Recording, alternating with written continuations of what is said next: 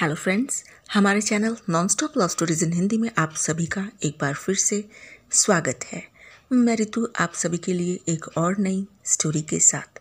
दोस्तों, story start करने से पहले आप सभी से रिक्वेस्ट है कि हमारे channel non stop love stories in Hindi को लाइक, सब्सक्राइब और शेयर करना ना भूलें। इससे हमें एक बार फिर से हिम्मत मिलती है आप सभी के लिए एक और नई स्टोरी लाने की। तो दोस्तों, आप सभी हेडफोन्स लगा लें और इस स्टोरी का मज़ा आराम से लें। मेरा दावा है कि ये स्टोरी आपके दिल को छू लेगी। दोस्तों, मैंने सुना है कि इंसान जैसा सोचता है उसके साथ वैसा ही होता है। इसीलिए इस चैनल पर हम आप सभी के लिए लव स्टोरीज़ लेकर आते हैं। जिन लोगों ने हमें अपनी लव स्टोरीज़ भेजी हैं उन सभी का हम पूरे दिल से थैंक्स करते हैं, और जो लोग हमें अपनी सक्सेसफुल लव स्टोरीज़ भेज रहे हैं उन सभी का इस चैनल पे स्वागत है। तो दोस्तों, आप कहानी का मज़ा लें। मेरा नाम कंवल है। मेरी उम्र 22 साल की है। मेरी मम्मी है, वो घर का काम करती, हाउसवाइफ, काम नहीं करती वो। और जो मेरे पापा हैं वो कारपेंटर का काम करते हैं। मेरा भाई है, वो हेल्पर का काम करता है। मैं भी हेल्पर का ही काम करता हूँ। और एक मेरी बहन है, वो नर्स है। हम लोग सभी जो हेल्पर का काम करते हैं, नर्स हैं, और मेरे पापा कारपेंटर हैं, वो हम सभी एक ही हॉस्पिटल में हैं। और हमारा जो घर है 2 रूम सेट है। 2 ही रूम है छोटे छोटे, और एक किचन है। कह सकते हैं कि हम एक लोअर मिडिल क्लास फैमिली है। तो मेरी जो हॉबीज़ हैं वो पतंग उड़ाना है। अब मैं पतंग कहाँ उड़ाता हूँ? अपना मेरा जो हॉस्पिटल है बहुत यहाँ का दुनिया का नहीं, इस एरिया का सबसे बड़ा हॉस्पिटल है। और जो उसकी जो कहते हैं ऊंचाई 5 मंजिली हॉस्पिटल, और उसके ऊपर जो छत है बहुत बड़ी छत है। और इस छत पे सिर्फ मैं ही नहीं पतंग उड़ाता, मेरे दोस्त भी बहुत ढेर सारे हैं। वो सभी यहाँ पर ही पतंग उड़ाना पसंद करते हैं, और पतंग जो कट के यहाँ पर ही आते हैं और हम लूटते हैं, मज़ा करते हैं। तो ताश खेलना भी मेरा शौक़ है। मुझे ताश खेलना बड़ा अच्छा लगता है। हम लोग, मेरे दोस्त और मैं, हम टाइम पास ऐसे ही करते हैं। बाकी मैं भंगड़ा करता भी हूँ और भंगड़ा सिखाता भी हूँ। मेरी पर्सनालिटी आप सुनोगे तो मैं 6 फुट का हूँ, खूबसूरत हूँ। उस टाइम के लोग मुझे रवि शास्त्री बोलते थे कि बिल्कुल रवि शास्त्री जैसा है। इंडियन क्रिकेट टीम में एक प्लेयर था। तो इस तरीके का मैं इंसान हूँ। अभी तक तो मैं बिल्कुल सिंगल हूँ, पर पता नहीं आगे का। तो मैं हॉस्पिटल में अपने चाय पीना पसंद नहीं करता। मैं जब टी ब्रेक होती तो हमारा घर पास ही है, मैं उधर ही चाय पी लेता था, कुछ खा भी लेता था, और ऐसे ही मैं फिर से हॉस्पिटल आ जाता था। किसी को कोई प्रॉब्लम नहीं होती।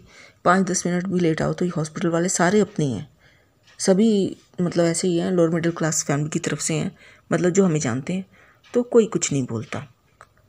यहाँ पर एक बार हम लोग चाय पी रहे थे कैंटीन में। कभी कभी कैंटीन में भी हम लोग पी लेते थे चाय।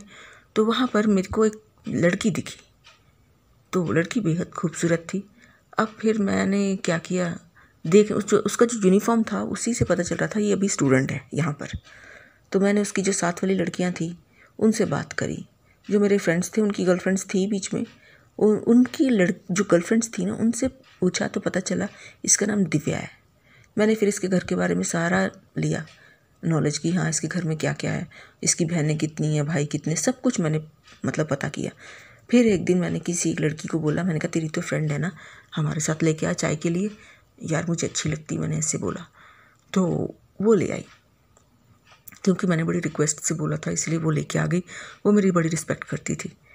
तो मैंने इसको पूछा, मैंने कहा आपका नाम क्या है? उसने बताया मेरा नाम दिव्या है। नाम तो इसने बिल्कुल करेक्ट बताया था। मैंने कहा आप यहाँ पर क्या करती हैं? कहती मैं तो ट्रेनिंग के लिए आई हूँ। फिर मैंने उसके मम्मी पापा के बारे में पूछा और घर के बारे में। उसने बिल्कुल सही सही बताया। उसकी 2 बहनें थी, उसने वो भी बिल्कुल सही बताया। तो मुझे बड़ा अच्छा लगा कि लड़की सच बोल रही है। तो यहाँ पर जो मेरी बहन थी वो अमेरिका के लिए ट्राई कर रही थी, अमेरिका जाने के लिए, और उसका हो चुका था। तो अभी उसका भी जाना बाकी था, टिकट आना बाकी था। तो इन बिटवीन मैं इस लड़की के पीछे था। अब जब भी ये लड़की आती तो टी ब्रेक में मैं इसको बुला लेता कि आजा चलो हम दिव्या चाय पीते हैं हम लोग जाके कैंटीन में। तो मैं इसको कैंटीन में चाय पिलाता, पेस्ट्रीज खिलाता। तो फिर अब मैंने चाय पीने के बाद में मैंने सोचा चलो इसको लंच के लिए भी बुलाओ। फिर मैंने एक दिन इसको लंच के लिए बोला, मैंने कहा आजा दोपहर का खाना हम इकट्ठे खाते हैं। लंच के लिए भी आ गई। 1-2 बार तो मैंने लंच उधर ही किया अपने हॉस्पिटल में।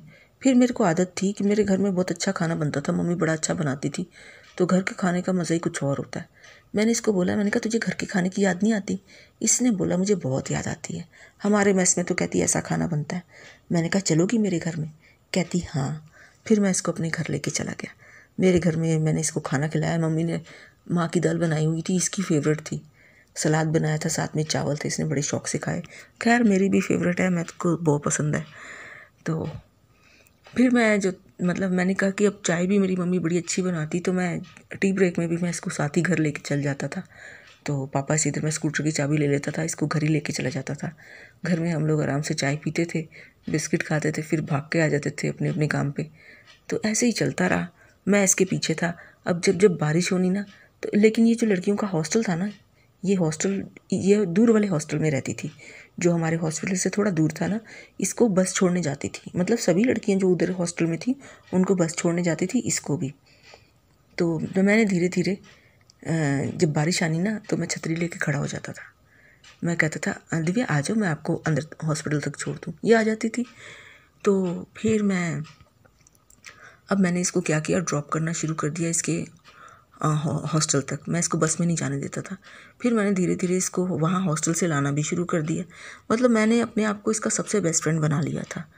तो अब जब भी मैं स्कूटर इसको ले पीछे बैठाता स्कूटर के, तो मैं इसको ना जब ज़ोर से ना पीछे से मतलब इसका हाथ खींच के अपनी कमर पे रख लेता, ताकि ये ज़ोर से पकड़ ले। ये भी मुझे कभी नहीं कुछ कहती थी। फिर धीरे धीरे मैंने इसको आई लव यू कहना शुरू किया। मैंने कहा मुझे तो आपसे प्यार है। तो ये बड़ी प्यारी सी स्माइल देती थी, इसकी स्माइल बड़ी मस्त थी। तो फिर मैं इसको फ़ोन करता था, हॉस्पिटल के जो होता है ना फ़ोन बूथ लगा होता है, मैं वहाँ पर फ़ोन करता था। तो ये जहाँ जिस जगह पे इसको हॉस्पिटल था ना, हॉस्टल था, वहाँ पर एक कैंपस था। बच्चे भी थे, मतलब परिवार वगैरह फैमिलीज़ काफ़ी रहती थी। तो ये ना छोटी छोटी नाइटीज़ में आ जाती थी। तो वहाँ पर बड़ा हंगामा मच जाता था कि ये जो लड़की है ये छोटे छोटे कपड़ों में आ जाती है। बात बड़ी पहुँच जानी, यहाँ पर सिक्योरिटी तक बात पहुँच जाती थी। यहाँ पर एक बड़ा सिक्योरिटी ऑफिस है, वहाँ पर सारी हॉस्पिटल की कंप्लेंट्स होती हैं। उन्होंने बुलाना, मैं अभी पीछे ही चला जाता था इसके, थोड़ा इसको डांटना। तो ये तो कह देती थी मैं नींद में थी आपके, इसलिए चौकीदार ने मुझे ऐसे बुलाया, तो मेरे को होश ही नहीं था, मैं ऐसे ही आ गई। ऐसे बहाने मार देती। मैं बड़ा हंसता था, ये बहाना करके ना फिर अपनी ड्यूटी पे आ जाती थी और मैं बड़ा हंसता था। हम दोनों ही बहुत हंसते थे। तो जितने मेरे फ्रेंड्स थे ना, उनमें से ये सबसे सुंदर थी।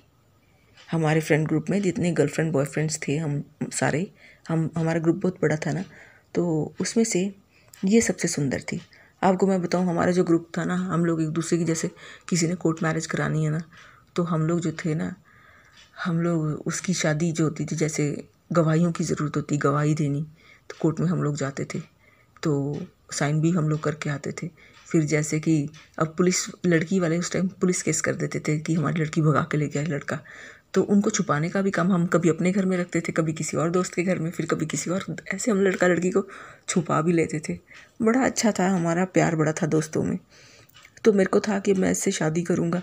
तो मेरी मम्मी कहती, मतलब हमारे यहाँ पर ना एक, मैं तो खैर छोटा बंदा था कि एक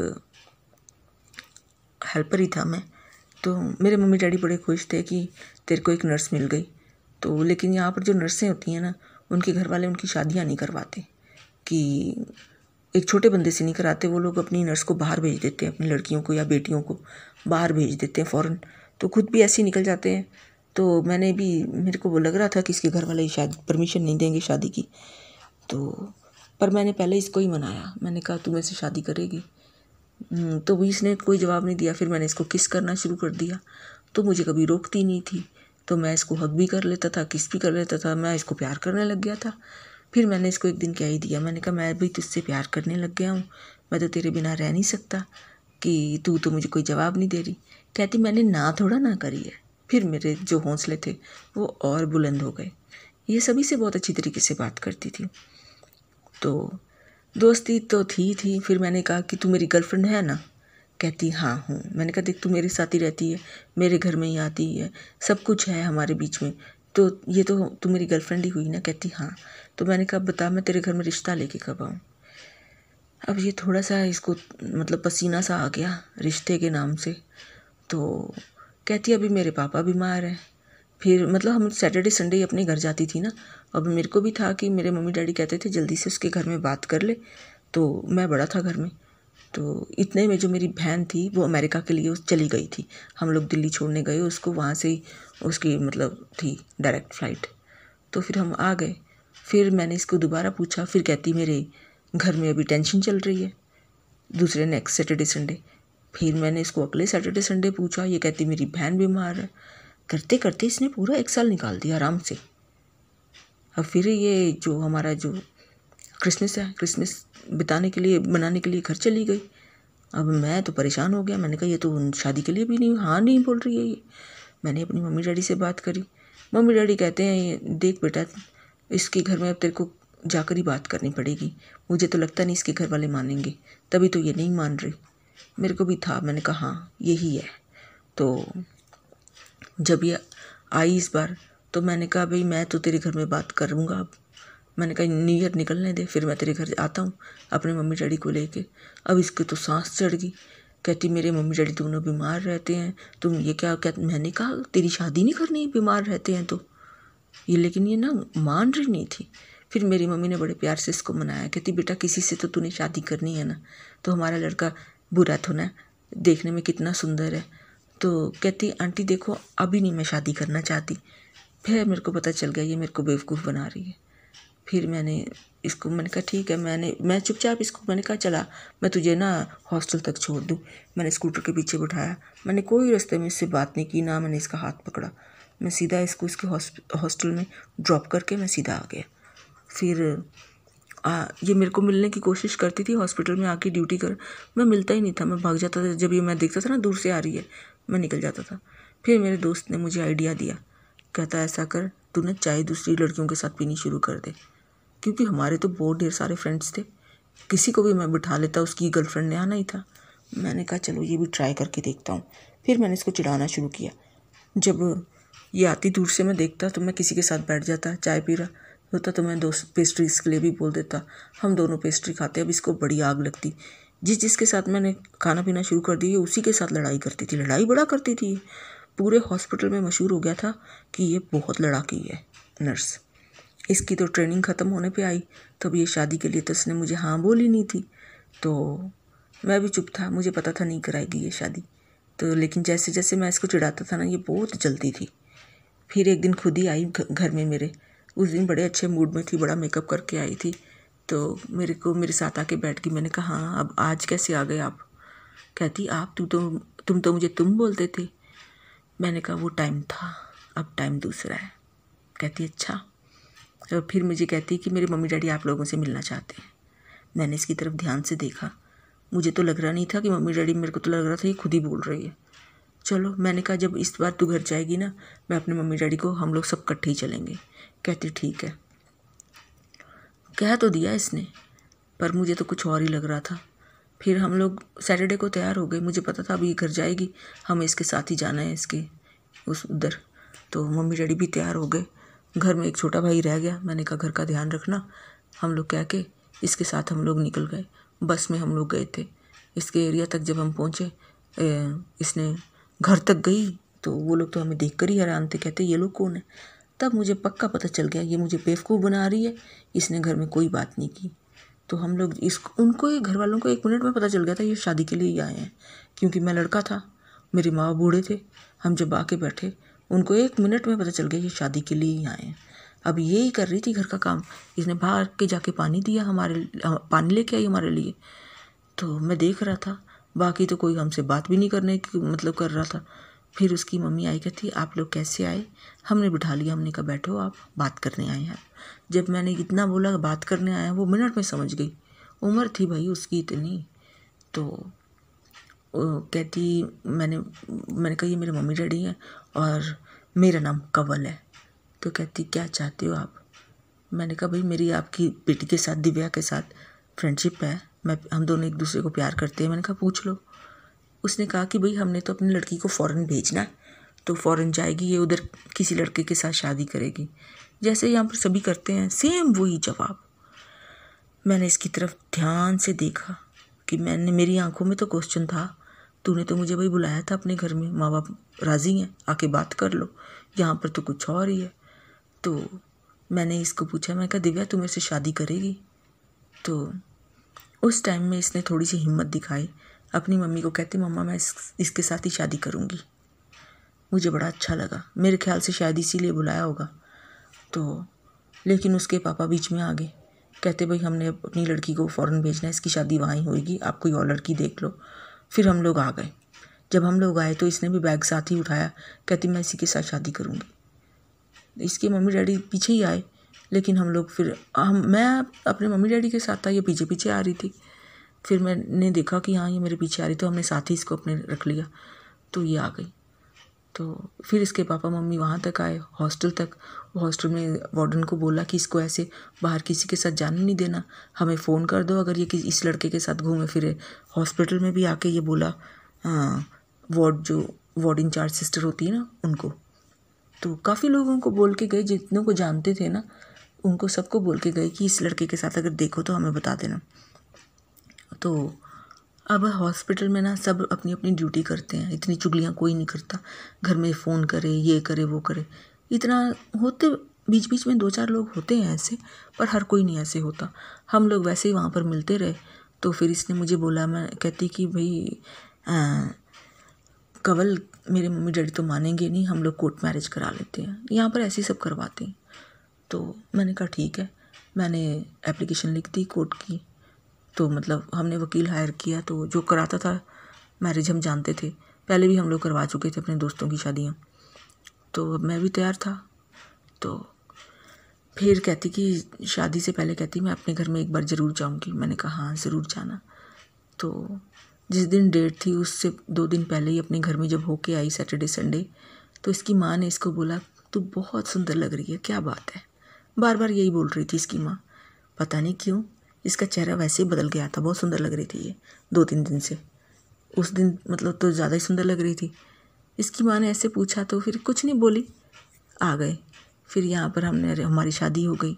फिर ये हमारे घर आ गई शादी के बाद।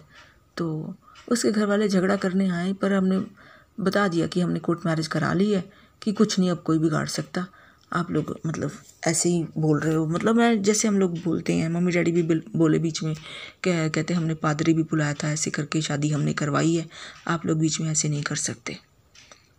तो उन्होंने कोशिश तो की थी कि पुलिस केस करे हमारे को ऊपर, पर जितने लोगों ने यहाँ पर बहुत मशहूर हो गए थे, हम लोग साथ रहते हैं दोनों, तो वो लोग बीच में कुछ करा नहीं सके। तो बड़े अच्छे निकले इस लड़की के साथ मेरे। ये पहले साल में ही हमारा बच्चा हो गया। तो तब इसने मैटरनिटी लीव्स ली हुई थी, जो बच्चे पैदा होने के बाद लीव्स मिलती हैं 2 महीने की हॉस्पिटल की तरफ से। तो उसके बाद में फिर 2 साल बाद हमारा एक और बेटा पैदा हुआ। तो हम बड़े खुश थे, हमारी लाइफ बड़ी अच्छी चल रही थी। लेकिन दिव्या की जो आदतें थी वो उससे मेरे को पता नहीं था, मुझे पता नहीं था इस लड़की की ऐसी भी आदतें जो। अब ये थी कि घर में आ के उस टाइम मोबाइल शुरू हुए थे, मतलब घर घर में आ गए थे 1-1 2-2 मोबाइल, हमारे घर में भी थे 1-2 मोबाइल। तो ये मतलब और आदमियों के साथ हमारे सामने ही बातें करती थी, फ़ोन पे हंसी मजाक करना। उसने अगर कोई बैड जोक सुनाया है तो ये उसका रिस्पॉन्स देती थी। हमें बड़ा बुरा लगता था, हमारे घर की लड़की है, मेरी बीवी और मेरे माँ बाप की तो बहू है, ये ऐसे कर रही है। फिर किसी आदमियों के फ़ोन आने दो, दिव्या को फ़ोन दो, उससे बात करनी। मैं बड़ा परेशान हो गया इस बात से। और फिर मैं हॉस्पिटल जाना, तो वहाँ पर पहले ही किसी कोई खड़ा होना, उसके साथ इसने चाय पीनी, पेस्ट्रीज़ खानी, मेरे को बहुत गुस्सा आता था। फिर ऐसा भी होने लग गया कि ये नाइट शिफ्ट कह के चली जाती थी, और मैं अगर नाइट शिफ्ट में मैं चेक करने जाता था, मैं सोचता था चलो यार 11:30 का टाइम है, 12:30 का टाइम है, एक बार चाय पी के आता हूँ, मैं घर आके फिर सो जाऊँगा।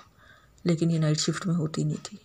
अब बात बहुत बढ़ गई थी, मुझे पता चल गया था इसकी आदतें अजीब सी हैं। फिर धीरे धीरे मेरे को ये भी पता चला कि इसके अफेयर्स भी हैं।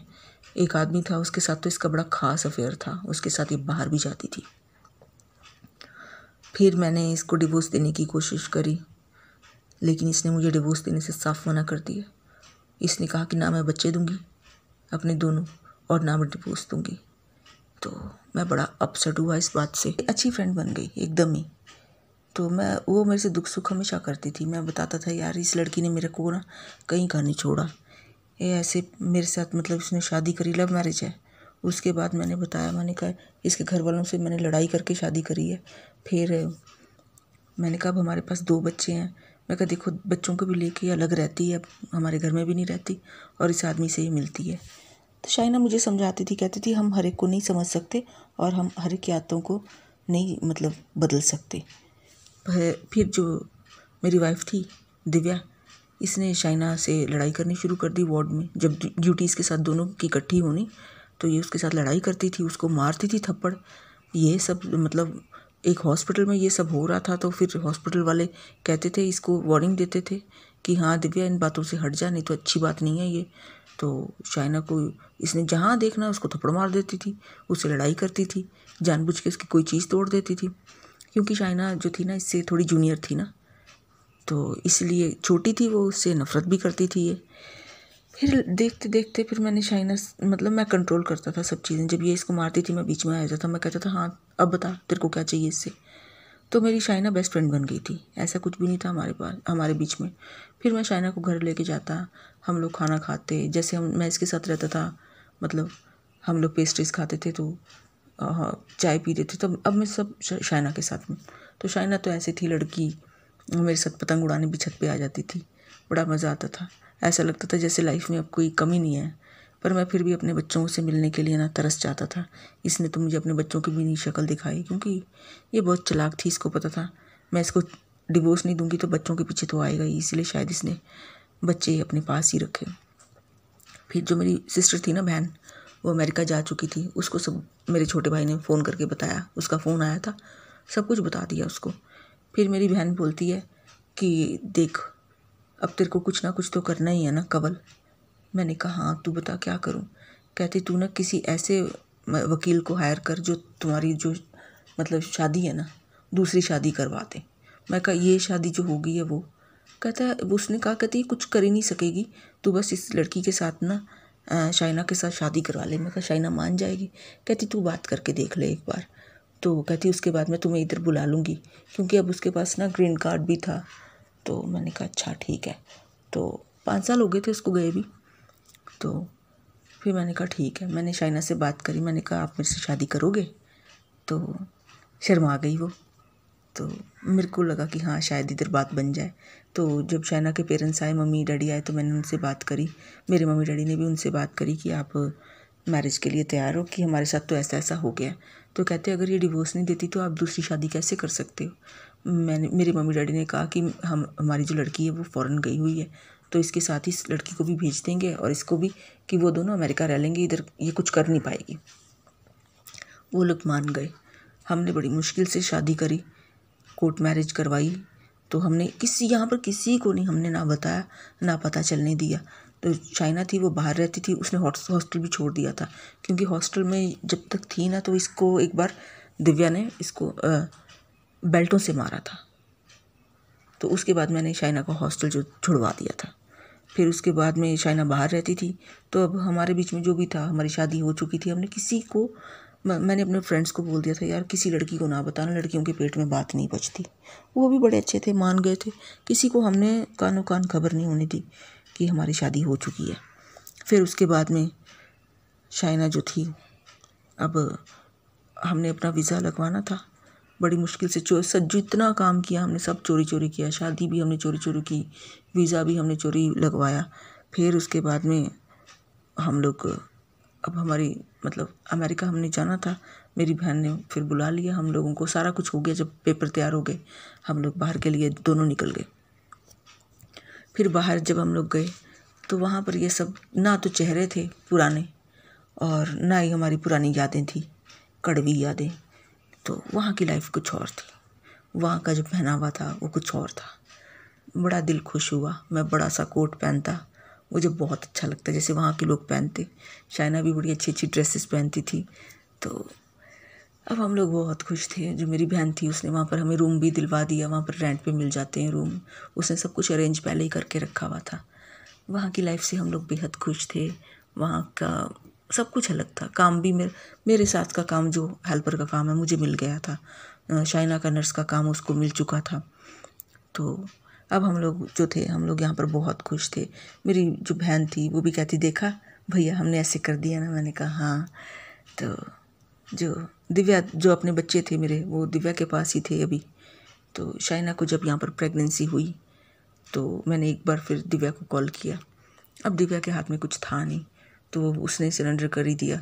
मैंने कहा देख, हमने शादी करा ली। कहती मुझे यहाँ पर पता चल गया, आप लोग बाहर हो इस टाइम अमेरिका, मुझे पता चल गया। मैंने कहा तुझे अब एतराज़ है कोई? कहती अब जो होना था वो हो चुका। अब मैंने कहा अपने बच्चों से मिलने आ सकता हूँ? कहती हाँ। इसने फिर बोला, कहती शाइना को भी आप लेके जाओ, आ जाओ यहाँ पर। अब हम लोग इतने खुश थे ना, हमने सोचा हम लोग सारे इकट्ठे ही रहेंगे, मेरे बेटे भी हैं उसके पास। तो मैंने बताया, मैंने कहा शाइना को प्रेगनेंसी है, तो वो भी बड़ी खुश हुई। तो हम लोगों ने अब रिटर्न की सोची, हमने सोचा अब सब कुछ क्लियर हो ही चुका है, तो हम लोग अपने अपने घर भी मिल लाएंगे, सबसे एक बार अच्छी तरह मिलेंगे हम लोग। फिर हमने सोचा था यहाँ पर एक जगह है, धर्म स्थान है, तो वहाँ पर भी हम लोग जाएंगे, जाके अपनी जो प्रार्थनाएं होती हैं वो करके आएंगे। तो फिर हमारी घर की वापसी हुई। जब हमारी घर की वापसी हुई तो यहाँ पर दिव्या ने भी एक बड़ी ग्रैंड पार्टी रखी, हम लोगों ने पार्टी मनाई। फिर उसके बाद मेरे घर वालों ने भी पार्टी रखी हुई थी, तो हमारी बहन भी थी हमारे साथ, तो वहाँ पर भी हमने पार्टी मनाई। तो मेरे भाई जो था उसकी भी मैरिज हो चुकी थी, उसने भी एक बड़ी ग्रैंड पार्टी रखी थी। बड़ा अच्छा लग रहा था। दोस्तों ने भी, अब पार्टियाँ ही नहीं हमारी यहाँ पर ख़त्म होती थी, सब लोग जहाँ जाते वहाँ पर ही पार्टी होती। और फिर उसके बाद जब पार्टियाँ वगैरह थोड़ी थम गई, थोड़ा कम हुई, तो हम लोगों ने अब जहाँ सोचा था कि हम इस धर्म स्थान पे जाएंगे, अपनी प्रार्थनाएं करके आएंगे, तो मैंने दिव्या को बोला, हम वहाँ से ही डिसाइड हमने किया था कि हम यहाँ चलेंगे, तू चलेगी हमारे साथ? तो कहती हाँ, हम सब जाएंगे, बच्चे भी जाएंगे साथ में। हम बड़े खुश थे।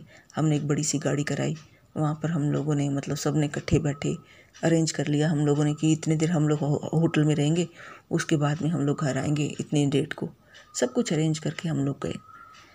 अब मैंने तो अपनी खुशियाँ मांगी, मैंने कहा जो भी हो तेरी मर्ज़ी से हो भगवान, खुश रखना हमें, ज़िंदगी में हमें खुशियाँ देना।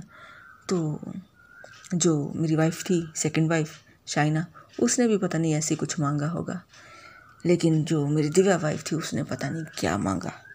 उसके बाद जब हम आए, धर्म स्थान से जब हम आए, तो मेरी वाइफ का बड़ा ही बुरा एक्सीडेंट हुआ, शाइना का, इसका मिसकैरेज हो गया उस एक्सीडेंट में। तो पता चला कि अभी कभी माँ नहीं बन सकती। अब जब मेरे को थोड़ा डाउट हुआ, मैंने कहा हमने तो प्रेयर में सब ठीक ही मांगा था, मेरे को इसी पे डाउट हुआ। मैंने कहा ये दिव्या ने कुछ गलत प्रेयर मांगी जो ऐसा हो गया, क्योंकि ऐसे बिना किसी ऐसे हो नहीं सकता था ये, मेरे को इतना पता है, इसने कुछ किया है। मैं बड़ा रोया उस टाइम, क्योंकि मेरी खुशी थी ना वो सिर्फ अब शाइना में ही थी। शाइना को कहीं कुछ हो ना जाए, क्योंकि उसकी लाइफ बड़ी डेंजर में थी। तो मैं प्रार्थनाएं करी जा रहा था कि भगवान इसको बचा ले। बड़ी मुश्किल से शाइना की जान बची। अब उसका ऐसा मिसकैरेज हुआ था कि उसको दोबारा कभी प्रेगनेंसी हो नहीं सकती थी। तो उसके बाद मेरा मन नहीं किया कि मैं दिव्या से वापस मिलूं।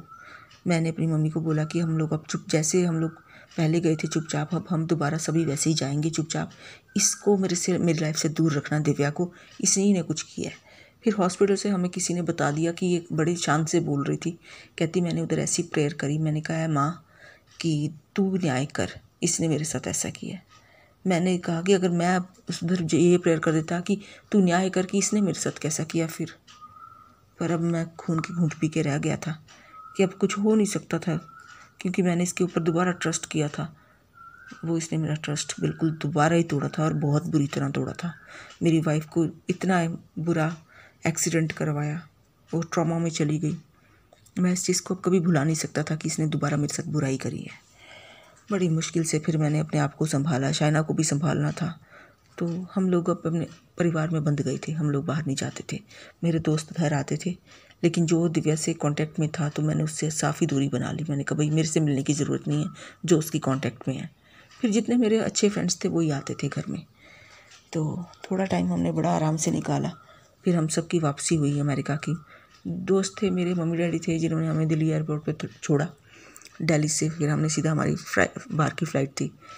वहाँ पर जब हम लोग गए तो हमने तो ये डिक्लेयर कर दिया था कि अब शाइना को कभी बच्चा नहीं हो सकता। ये बात उधर के डॉक्टर बोल रहे थे, लेकिन उन्होंने ये कहा था अमेरिका से इलाज करवाओगे तो ठीक हो जाएगा सब। हमने ये बात किसी को बताई नहीं थी। अब मेरे को दोबारा डर था, मैंने कहा अगर ये बात किसी को बता दी, इसने दोबारा उधर ही चली गई और इसने कुछ और ही प्रार्थना मांग ली, मैंने कहा फिर इस बार तो मेरी शाइना बचेगी नहीं। ये डर से मैं चुप ही रहा था। फिर मैंने क्या किया, यहाँ पर इसका इलाज कराया। बहुत हमने ध्यान से इलाज कराया, कोई दवाई हमने कभी मिस नहीं करी। जब डॉक्टर बुलाते थे हम चले जाते थे। फिर डॉक्टर ने इसको ठीक किया, शाइना को पूरी तरीके से, इसका अंदर से सब ठीक हुआ। फिर पता चला इसको प्रेगनेंसी अब हो सकती है, पर 2 साल बाद। फिर 2 साल तक तो हम लोग आराम से रहे कि हमने कहा हमने कहीं मतलब इसको ट्रैवलिंग नहीं करवा सकते थे हम इतनी दूर की इस टाइम। वो थोड़ा ये ठीक हो जाती उसके बाद ही हमने इंडिया में भी हम वापस नहीं आए। फिर उसके बाद में ये फ़ोन करती थी, बच्चे भी फ़ोन करते थे, मुझे ये चाहिए वो चाहिए। मैं चुपचाप उनको कहता था हाँ मैं पैसे भेज देता हूँ। मैं अच्छा पापा बन के मैं चुपचाप बच्चों को पैसे भेज देता, बच्चों तुम्हें पैसे चाहिए ना, मैं भेजता हूँ, मैं पापा हूँ ना तुम्हारा। तो और मैं क्या करता बताओ। बाप की हैसियत से मैं पैसे तो उनको भेज सकता था, लेकिन मैं अब उनकी लाइफ में जा नहीं सकता था, क्योंकि मैं बस नहीं जा सकता था उधर दोबारा। तो बच्चे भी अपनी माँ की साइड ही लेते थे, जब जाऊँ तो मेरी साइड में होते तो फिर आ नहीं जाते मेरे पास। बच्चों ने साफ, मैंने एक बार पूछा भी था फ़ोन पे कि तुम मेरे पास आना चाहोगे, उन्होंने साफ मना कर दिया। जब उन्होंने मना एक बार कर ही दिया तो दोबारा फिर कुछ बनता नहीं था मेरा कि मैं उनको दोबारा बोलूँ कि आ जाओ। बस अभी मैं फिर फ़ोन करता और पैसे अब भेजता। अब मेरी वाइफ को फिर दोबारा मतलब शाइना को दोबारा फिर प्रेगनेंसी हुई। फिर हमने सोचा कि अब हम इंडिया वापस नहीं जाएंगे, अगर जाएंगे भी तो हम लोग किसी को बताएंगे नहीं, अपने घर में चुपचाप जाएंगे और वापस आ जाएंगे। अपने दोस्तों को ही बताऊंगा बस, ज़्यादा बाहर घूमूंगा नहीं। इस बार हमने प्लान सोचा था बिल्कुल हमने वैसे ही किया। हमने लोगों को शोर नहीं किया कि हाँ हमारे साथ मतलब हम अच्छा हो रहा है कुछ या कुछ भी। ये इसी में थी कि मैं कभी मतलब दोस्तों का फ़ोन आता था ना, बताते थे वार्ड में ऐसे बोलती कि अब तो उसको कभी कोई बच्चा ही नहीं हो सकता। ये बहुत खुश थी दिव्या इस बात से। इधर इसको पता नहीं था मेरे पास एक बेटा भी हो गया था और हम लोग ये ड्यूटी भी करती थी, हम लोग बड़े आराम से हमारी लाइफ थी। अब मैं बेटा जब 1 साल का होता तो मैं घर लेके ज़रूर आता अपने मम्मी डैडी के पास, लेकिन मैं इसका हाल ज़रूर पूछता था दिव्या का। दिव्या जो थी वो अपने बेटों के साथ ऐसे ही अकेले रह गई। तो मैं तो मिलता नहीं था ना, मैं फ़ोन करता था उसको, मैं बच्चों से ही बात करता था बस। लेकिन जो इसका एक मेन फ्रेंड था ना, उसका पहले मैंने आपको बताया था मेन फ्रेंड एक उसका था, उसके साथ ये शिमला जाती थी घूमने, मुझे पता चल गया। तो मेरी बीवी तो अब ये रही नहीं थी, ये तो पूरा पब्लिक प्रॉपर्टी बन गई थी कह सकते हैं। मेरे दिल से भी उतर गई थी, मेरे दिमाग पे भी नहीं कभी इसका सरूर था अब। तो मैंने मम्मी डैडी को कहा, मैंने कहा कभी वो आए भी ना और कोई चीज़ मांगे उसको चुपचाप दे देना, कि उसका अपना घर तो था नहीं, अब बच्चे 2 थे, मैंने उसको पहले ही छोड़ दिया था। बस बच्चों का मैं कर लेता था, पैसे मैं टाइम टाइम पे भेज देता था। लेकिन मैंने मम्मी डैडी को कहा अगर ये किसी चीज़ के लिए कभी आए, कोई चीज़ मांगे तो इसको ना मत करना, आप लोग दे देना। मम्मी डैडी भी कहते हाँ ठीक है। फिर हम लोग जब दूसरा बेटा हुआ मेरा शाइना से, एक तो हो चुका था, फिर दूसरा बेटा हुआ, तब हमारा जाने का बना। पहले हमने सोचा था जब हमारा बेटा 1 साल का हो जाएगा, पहला बेटा, तब हम जाएंगे, पर हम उस टाइम जा नहीं पाए क्योंकि यहाँ पर भी बहुत काम थे। फिर जब मेरा दूसरा बेटा हुआ 6 महीने का हुआ, फिर हम लोग इंडिया गए। फिर इसको पता चल गया कि इसके पास 2 बेटे हैं, पर मैं मिला नहीं। इसने मुझे कांटेक्ट किया उधर अपने बच्चों के थ्रू, कहती है बच्चों को तो मिलने आ जाओ। मैंने कहा कि इस टाइम तो मैं बहुत बिज़ी हूँ और मैं इंडिया में बड़े ख़ास काम के लिए आया हूँ, अभी नहीं मैं आ सकता, मैं थोड़े दिनों में आता हूँ, ये काम कंप्लीट हो जाए। ऐसे झूठ बोला मैंने कि ये मेरे पीछे से हट जाए अभी। तो मैंने इसको ऐसी जब इसका फ़ोन आना मैंने यही कहना कि इस टाइम मैं बहुत बिज़ी हूँ, बस मैं आऊँगा। तो लेकिन मैं ये पूछ लेता था कि आपको कितने पैसे चाहिए, मैं आपके मतलब अकाउंट में डाल देता हूँ। और जितने बोलती थी मैं चुपचाप उतने डाल देता था। मैं नहीं चाहता था कि ये यहाँ पर आके किसी किस्म का शोर मचाए, क्योंकि कभी कभी ऐसी सिचुएशंस आ जाती हैं लाइफ में कि हमको एक ठोस निर्णय मतलब एक स्ट्रॉन्ग डिसीज़न लेना पड़ता है। तो मैं उसी में था कि मैंने डिसीज़न अपना बड़ा स्ट्रॉन्ग ले लिया था। अब मैं इसके पास वापस नहीं जाना चाहता था, मुझे पता था ये लड़की ठीक नहीं है। फिर भी मुझे खबरें फिर भी मिलती रही कि हाँ ये उसी आदमी के साथ है। मैंने अपने दोस्तों को बोला कि अब इसको उसी के साथ रहने दो, क्योंकि वहाँ पर ही बहुत खुश है, मुझे अब इससे कोई मतलब नहीं है, मैं शाइना के साथ बहुत खुश हूँ। फिर अपना टाइम निकाल के फिर मैं आ गया वापस। फिर यहाँ पर मेरे बच्चों की एडमिशन्स भी तो थी ना, बच्चों को स्टडी भी तो मैंने फिर अच्छी दिलवानी थी अमेरिका की। तो फिर मैंने अपने बच्चों को बड़ी अच्छी स्टडी यहाँ पर करवा रहा हूँ। इस टाइम मेरे पास 2 बेटे हैं, शाइना के साथ मैं बेहद खुश हूँ। तो लास्ट में मैं बस यही बोलना चाहता हूँ कि जिससे प्यार करो ना, कभी उससे धोखा नहीं करना चाहिए, क्योंकि जब इंसान धोखा करता है तो वो कहीं का रह नहीं जाता, जैसे इस टाइम उसका हाल है। तो वो भी आदमी जिसके साथ है वो भी मैरिड है, वो अपने बच्चों को और बीवी को कभी छोड़ेगा नहीं इसके पीछे। इस टाइम वो इतनी मोटी हो गई है, चलो किसी के बारे में ऐसे नहीं बोलते, तो जो भी है, पर मैं इस टाइम अपनी लाइफ फुल एंजॉय कर रहा हूँ। एक शरीफ आदमी बन के, एक अच्छा पापा बन के, एक अच्छा हस्बैंड बन के मैं शाइना के साथ हूँ, अपने दोनों बच्चों के साथ हूँ। अच्छी लाइफ हमारी बीत रही है और उम्मीद ये करता हूँ कि ये छोटी सी स्टोरी आपको अच्छी लगी होगी। इस टाइम हमारे साथ बने रहने के लिए आपका बड़ा धन्यवाद करते हैं। अगर ये स्टोरी अच्छी लगी हो तो एक लाइक सब्सक्राइब ज़रूर करना इस चैनल को। थैंक यू जी। तो दोस्तों, उम्मीद करते हैं ये स्टोरी आपको अच्छी लगी होगी। अभी तक हमारे साथ बने रहने के लिए आपका बड़ा धन्यवाद। और आपके सभी जितने लव वंस हैं हमेशा आपके साथ रहें, आपकी सराउंडिंग्स हमेशा प्यार से भरी रहें। तो दोस्तों, मैं डिस्क्रिप्शन में अपना ईमेल आईडी जो है वो दे देती हूँ यहाँ पर, तो आप प्लीज़ मेरे साथ कांटेक्ट ज़रूर करें। आपने मुझे बोला था कि आप प्लीज़ थोड़ा स्लो बोलें, कि आप तेज़ बोलते हो तो थोड़ा समझ नहीं आता, तो इस स्टोरी में मैंने ट्राई किया कि मैं थोड़ा स्लो बोलूँ। तो उम्मीद करती हूँ आप लोगों को अच्छी लगी होगी। अब तक बने रहने के लिए आपका बड़ा थैंक्स। God bless you. हमेशा खुश रहें। बाय।